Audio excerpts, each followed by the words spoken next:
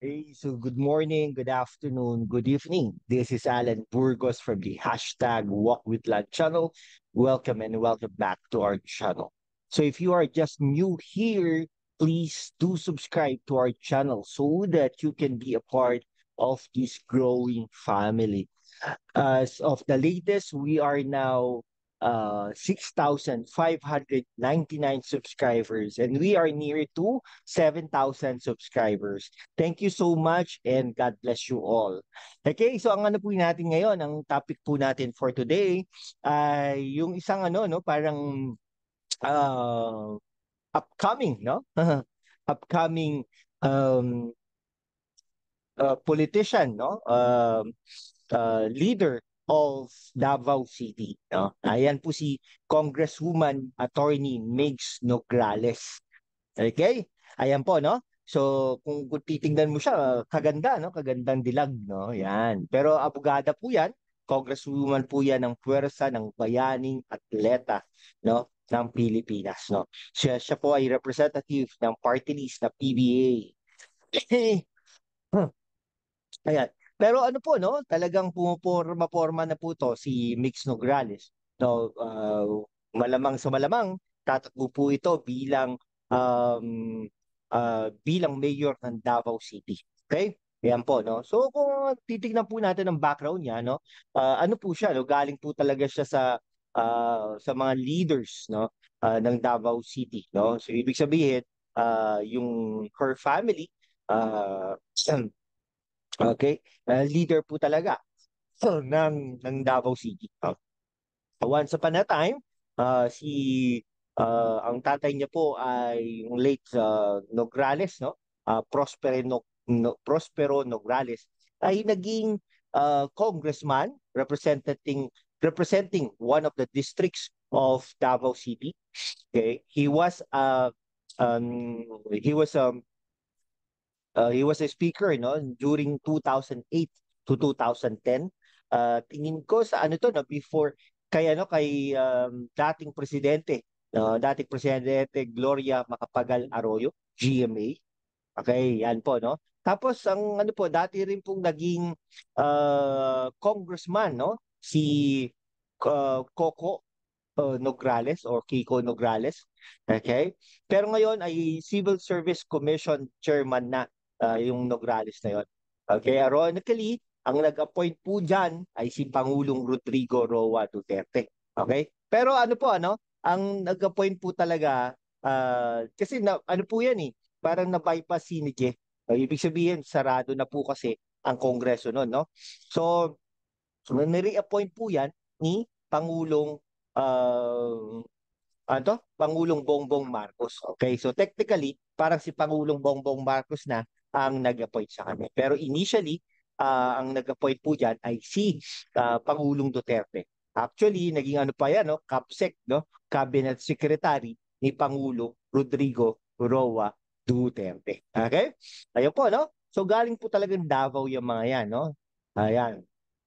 Okay, tapos ano po din po yan, no? Law professor, no? Sa Mindanao, sa Ateneo Davao. Ano rin po no? Rumaraket din po yan, katulad po natin. So marami pong eskwelahan ang inano niya, no? Ang kanyang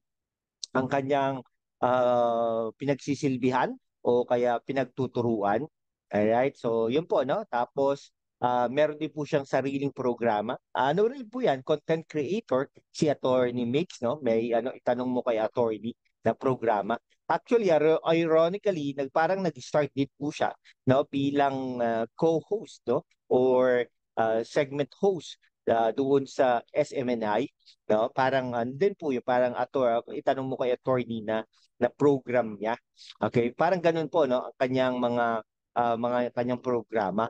No, recently kasama po yan ni Pangulong Bongbong Marcos na nag-distribute ng mga goods, no, sa Davao City. At saka nung umikot po si Pangulong Bongbong Marcos para i-inspect ang mga programa o uh, mga infrastruktura na pinasinayan ni Pangulong Bongbong Marcos sa Davao or Davao Region or sa Davao City. Kasama po siya doon, no? Ayan.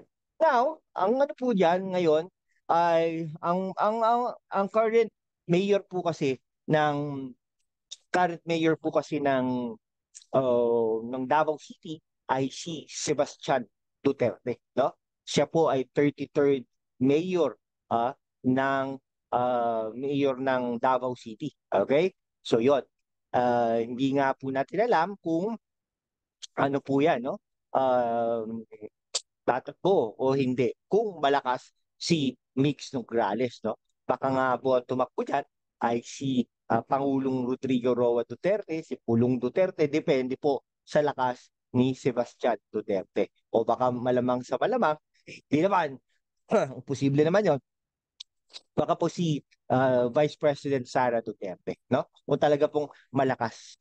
Okay, kasi po parang they cannot be able to afford, no? To lose Davao City ang mga Duterte.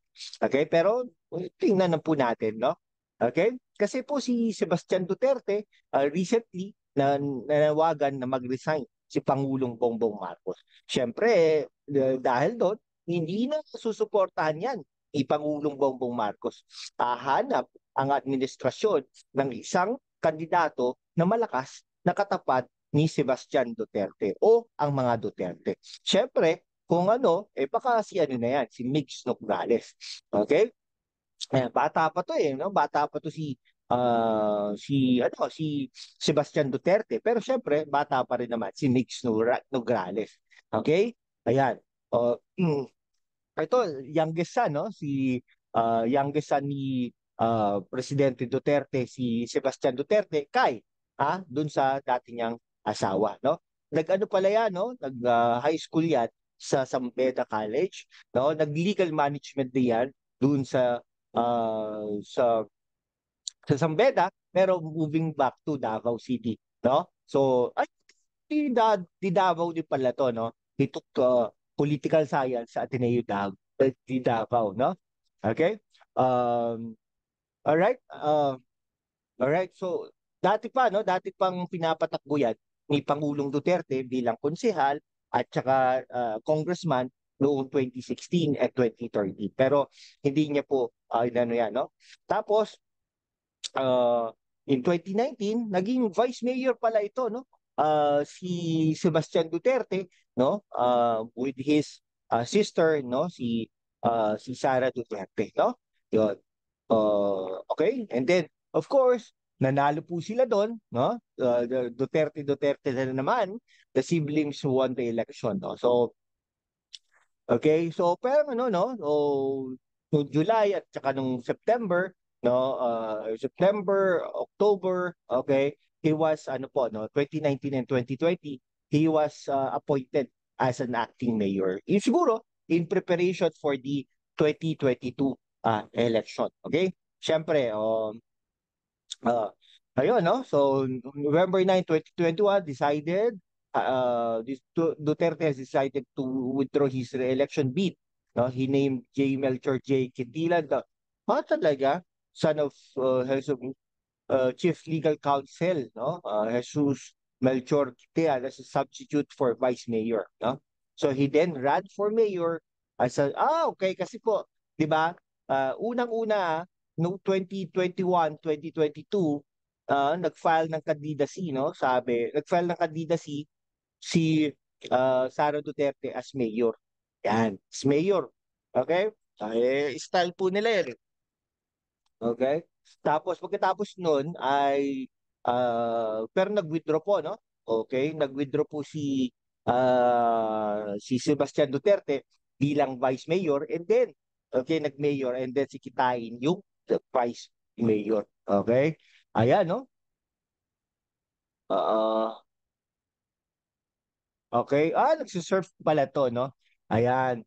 And then meron din pala siyang lakbay, no? So meron siyang 3 children, which two is with his longtime live-in partner. Pero naging ano sila ni ano anong pangalan nun? Okay. Meron yun no? Yung asawa ni Derek Ramsey. Alright? So ganun po yun, ha? Sige po. Okay, so kanino po kayo, no? Kanino po ba kayo? Kay Nograles o kay Sebastian Duterte, no? Ayan, pero ano po no, kung ano yan, kung susuportahan yan ni Pangulong Bongbong Marcos si Mix Nograles, so malamang baka 10 plus 10% plus 20%. Okay? Pero syempre matagal na po mga Duterte sa Davao City. Baka mahirapan din si Mix Nograles. Pero syempre tingnan natin. Tingnan natin ang kanyang appeal or charm kay ni Mix Nograles sa mga taga Davao City. Sige po, hanggang dito na lang po mga kaibigan ko. Maraming salamat po. Kung hindi ka pa nakapag-subscribe kaibigan, mag-subscribe na tayo so that we can be able to maintain and sustain this channel. Thank you so much guys. God bless you all.